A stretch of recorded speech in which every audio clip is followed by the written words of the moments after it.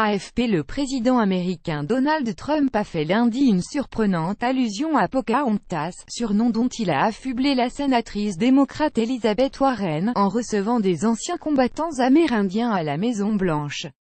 C'est à l'occasion d'une cérémonie en l'honneur de Navajos, enrôlés par l'armée américaine comme code talkers, décodeurs traducteurs pendant la Seconde Guerre mondiale, que le locataire de la Maison-Blanche a fait cette digression.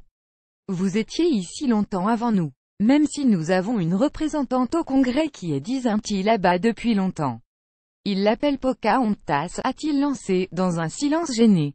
Donald Trump est coutumier des attaques contre Elizabeth Warren, qu'il surnomme Pocahontas, en référence aux origines amérindiennes qu'elle revendique et dont il conteste l'authenticité.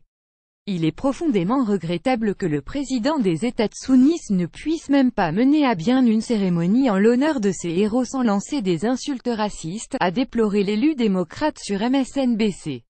Photo reporter Sarah Sanders, porte-parole du président américain, a défendu l'usage de ce surnom, jugeant « ridicule » ces accusations et réfutant le caractère raciste de ses propos.